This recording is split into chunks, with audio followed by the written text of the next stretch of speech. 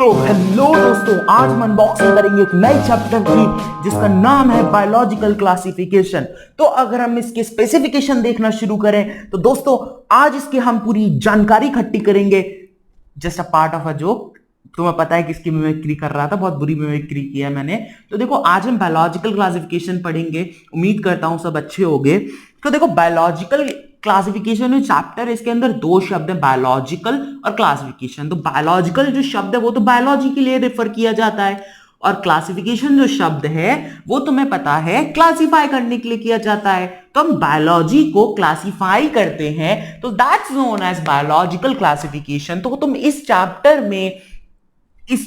में इस फोन के अंदर तुम पढ़ोगे क्या हमने बायोलॉजी को क्लासिफाई कैसे किया, कौन कौन सी चीजें आई है ना, कौन कौन से हमारे पास मॉडल्स हुए, उसके थ्रू हमने फिर उन्हें क्लासिफाई किया। तो देखो ये शुरुआत होती है जब तुम्हारे दिमाग में आया था, दिमाग अर्थात तुम्हारे पूर्वजों के दिमाग में आया था, जब हमारे पास हम ह्यूमंस आए। तो जब से हमारी सिविलाइजेशन की स्टार्टिंग हुई है, जब से हम लोग सिविलाइज होना शुरू हुए हैं, है ना, तब से हमने एक कोशिश की है कि इतने सारे आसपास हमारे ऑर्गेनिजम्स हैं उन सबको क्लासिफाई कर सकें। तो स्टार्टिंग में सबसे पहले हम लोग पता क्या करते थे, हम लोग यूज जिसके आधार पे उनको क्लासिफाई करते थे। फॉर एग्जाम्पल तुमको बताते हैं, जैसे मान लो मैं नहाने के लिए कुछ यूज करता हूं, ठीक है, तो मैं उसको नहाने के पर्पज से, खाने के लिए अगर मैं किसी चीज को यूज करता हूं, है ना, तो मैं उसे खाने के पर्पज से क्लासिफाई कर दूंगा। तो ऐसे ही हमने पर्पसेस के बेसिस पे उसको क्लासिफाई करना शुरू कर दिया था। हंटिंग के बेसिस पे अगर हम किसी चीज को यूज करते थे तो हम उसके बेसिस पे उस पर क्लासिफाई कर देते थे, है ना। तो उनके बेसिस पे हमने उन्हें क्लासिफाई करना शुरू किया।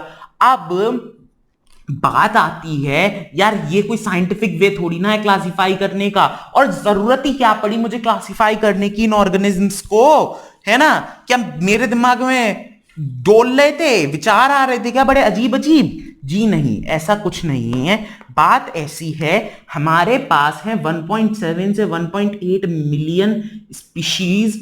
अब इतनी स्पीशीज को अगर याद करने बैठूंगा तो मेरे तोते के तोते के तोते उड़ जाएंगे, मेरे तोते उड़ जाएंगे।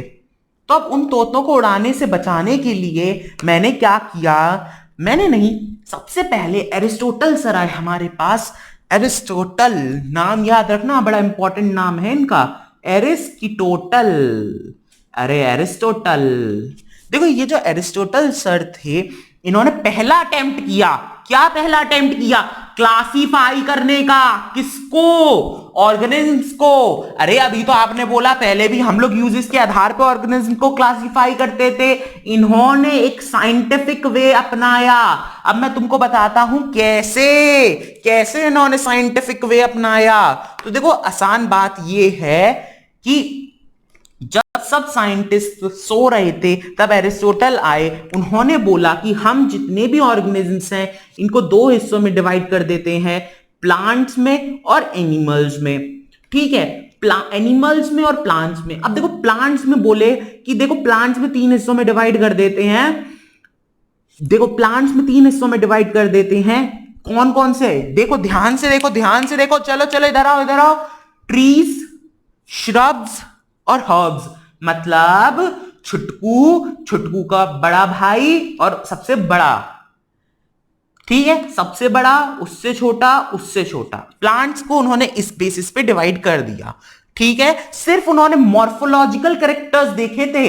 अब देखो मॉर्फोलॉजिकल का मतलब तुम्हें पता है ना, मॉर्फोलॉजी बाहरी सतह, ये पर्सन है मेरे पास, तो इसकी बाहर की जो सतह है, बाहर के जो फीचर्स हैं वो मॉर्फोलॉजिकल फीचर्स होते हैं। तो मॉर्फोलॉजिकल कैरेक्टरिस्टिक्स के बेसिस पे, मॉर्फोलॉजिकल, समझे, बाहरी फीचर्स, बाहरी फीचर्स, तो मॉर्फोलॉजिकल फीचर्स के बेसिस पे उन्होंने क्लासिफाई करना शुरू किया, ठीक है। तो देखो अब एनिमल्स में उन्होंने क्या लिया, एनिमल्स में उन्होंने उठाया रेड ब्लड वाला, जिनके पास रेड ब्लड है, जिनके पास नहीं है, मतलब जिनके पास हीमोग्लोबिन है। अब ये हीमोग्लोबिन क्या है भाई, अरे तुम्हारी जो रेड ब्लड सेल्स होती हैं, तुम्हारा ब्लड होता है, ब्लड, उसके अंदर एक पिगमेंट होता है। अरे बड़े भयानक शब्द आ रहे हैं क्या? अरे पिगमेंट तो क्लोरोफिल भी होता है, ये तो बचपन से पढ़ते चले आ रहे हो। जैसे कलर्स होते हैं ना, वैसे ही एक पिगमेंट होता है तुम्हारे ब्लड के अंदर जो ब्लड को लाल कलर देता है, वो हीमोग्लोबिन कहलाता है।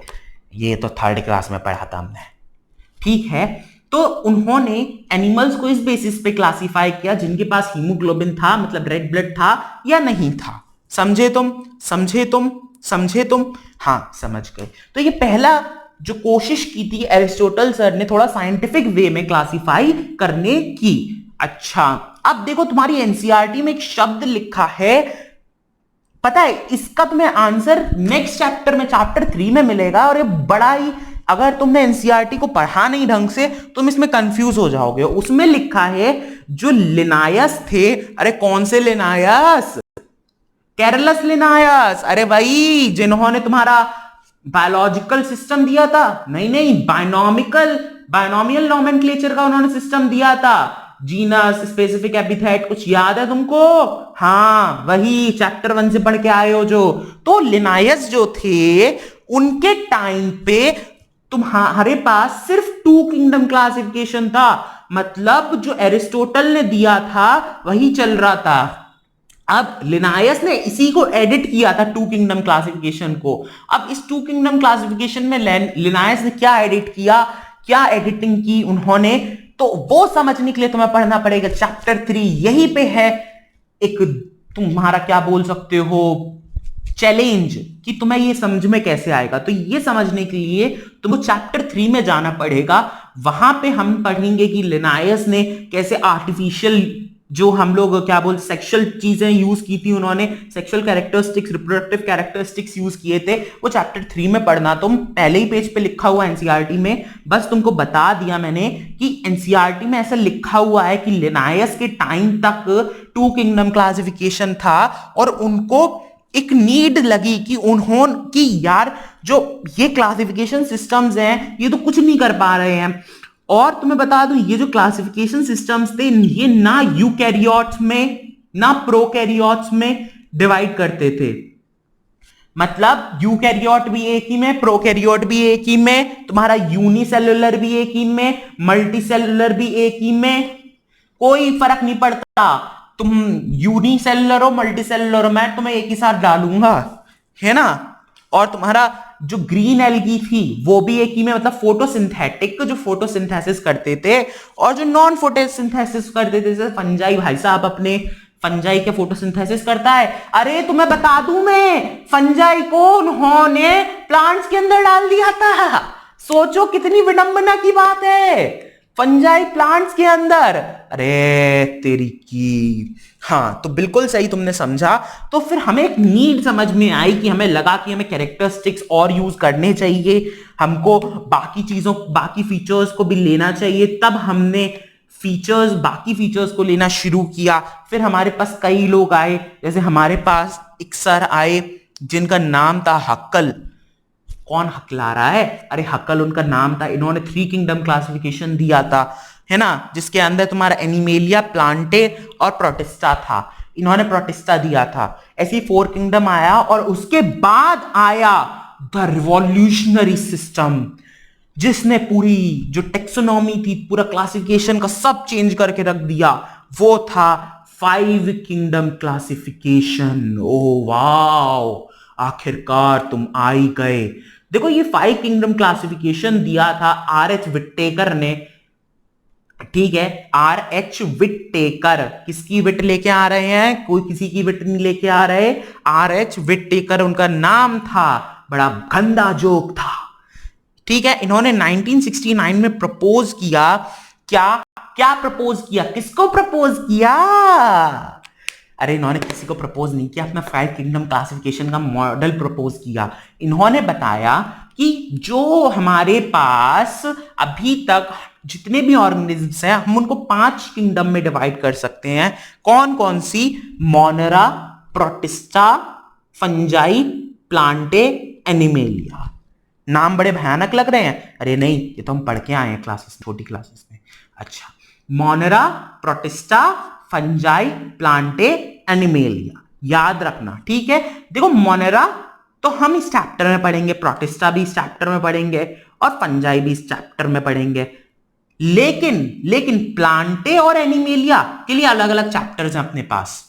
ये चैप्टर नंबर तुम 3 में पढ़ोगे और ये चैप्टर नंबर 4 में पढ़ोगे। मैं पहले बता देता हूं, ये चैप्टर्स अच्छे खासे वीडियो लेंगे क्योंकि ये इतनी इजी चैप्टर्स नहीं है। अगर तुमने ये चैप्टर पढ़ लिए ना ढंग से तो तुम्हारे लिए आगे इजी होने लगेगी बायो, क्योंकि नाम आएंगे, एग्जाम्पल्स में आएंगे नाम इन सबके। इसलिए एक एक चीज को समझाऊंगा। जिन बच्चों को इससे डर लगता है ना, चिंता मत करो भाई, क्लियर कर दूंगा, प्रॉमिस है मेरा। तो इन्होंने इसके अंदर, जल्दी वापस आओ, सेल स्ट्रक्चर, सेल का स्ट्रक्चर कैसा है, यूकैरियोटिक, प्रोकैरियोटिक, ये सब देखा। और उन्होंने बॉडी का ऑर्गेनाइजेशन देखा, बॉडी कैसी है ना, बॉडी का ऑर्गेनाइजेशन देखा। और क्या क्या देखा, और कौन कौन से फीचर्स लिए, मोड ऑफ न्यूट्रिशन देखा, मोड ऑफ न्यूट्रिशन, न्यूट्रिशन कैसा है इनके अंदर, है ना। और उसके बाद इन्होंने रिप्रोडक्शन भी देखा कि इनके अंदर रिप्रोडक्शन कैसा होता है, सेक्सुअल है, असेक्सुअल है। और फाइलोजेनेटिक रिलेशनशिप। अब फाइलोजेनेटिक का रिलेशनशिप का मतलब तो आता है ना तुमको, अरे भाई फाइलोजेनेटिक मतलब इवोल्यूशनरी रिलेशनशिप, क्लास चैप्टर 1 में पढ़ा था, नहीं देखी वीडियोस जाके देखो पहले, ठीक है। फाइलोजेनेटिक रिलेशनशिप मतलब इवोल्यूशनरी रिलेशनशिप, ये सब इन्होंने कैरेक्टर्स लिए थे। और तुमको एक चीज पता है, आजकल एक नया सिस्टम आ गया है जिसे हम 6 किंगडम क्लासिफिकेशन बोलते हैं। अरे दादा 5 किंगडम से तो अभी छुटकारा नहीं मिला था, 6 किंगडम और डाल दिए। अरे कुछ नहीं किया, तुम्हें पता है मोनेरा जो है ना हमारे पास, मोनेरा मतलब पहली किंगडम जिसके अंदर सारे बैक्टीरिया आते हैं, उसको हमने 2 में डिवाइड कर दिया है। कौन कौन से में डिवाइड कर दिया, नाम नहीं बताऊंगा वरना तुम बेहोश हो जाओगे, बस समझ लो 2 में डिवाइड कर दिया है। और उन दोनों को हम एज अ किंगडम मान लेते हैं, ठीक है। हमारे पास जो पहले थे मोनेरा, मोनेरा को हमने हटा दिया है, तो हम मोनेरा में आर्के बैक्टीरिया और यू बैक्टीरिया, ये दो हैं, आर्के बैक्टीरिया और यू बैक्टीरिया। अभी पढ़ाएंगे तुमको आगे एक वीडियो में, चिंता मत करो, ठीक है। तो ये ऐसे ये 6 किंगडम क्लासिफिकेशन भी आ गया। और तुमको ये चीज समझ लो, मैं बोल देता हूं, लिखने की जरूरत नहीं है। जनरली ये स्कूल में नहीं पूछा जाता, नीट वगैरह में पूछा जाता है, तो उसमें अंडरलाइन कर लेना। तो एनसीईआरटी में जो पहले के क्लासिफिकेशन सिस्टम्स के, उनके अंदर बैक्टीरियाज को, ब्लू ग्रीन एल्गी बीजीए को, है ना, और तुम्हारा फंजाई को, मॉसिस को, अब देखो मैं इस पे कोई जोक नहीं मारूंगा, मॉसिस को, फर्न्स को, जिम्नोस्पर्म्स को, इन सबको हमने एक ही कैटेगरी में रख दिया था। बता देता हूं तुमको, एंजियोस्पर्म्स को भी, इन सबको हमने प्लांट्स के अंदर डाल दिया था। तो ये सब तो होता रहता है। और तुमको पता है फंजाई को प्लांट्स के अंदर डाला था, बताया तो मैंने। और इसको पता है कब जाके क्यों फंजाई में प्लांट्स के अंदर डाला था, क्योंकि इसके अंदर सेल वॉल थी। फिर बाद में जब रिसर्च हुई तब जाके पता चला कि यार फंजाई की जो सेल वॉल होती है वो तो काइटिन की बनी होती है। कौन सी, पतंग वाली काइटिन की? अरे वो काइट होती है, मैं काइटिन मटेरियल की बात कर रहा हूं, काइटिन की बनी हुई होती है। और जो प्लांट की होती है वो सेल्यूलोज की बनी हुई होती है। ये बाद में जाके पता चला, समझे? काहे नहीं समझे? समझ गए हो? बहुत बढ़िया, बहुत उत्तम, बहुत अच्छी बात है ना। अब देखो मैं तुमको नेक्स्ट वीडियो में मोनेरा और आर्के बैक्टीरिया पढ़ाऊंगा, फिर यू बैक्टीरिया पढ़ेंगे, सब कुछ पढ़ेंगे, डिटेल में पढ़ेंगे, एक एक चीज पढ़ेंगे। तो मन करे तो सब्सक्राइब कर देना। Thank you so much for watching this video. Doubts हो तो कमेंट कर दिया करो, मैं तुम्हारे सारे डाउट सॉल्व करने के लिए बैठा हूं, चिंता मत करो। तो थैंक यू सो मच।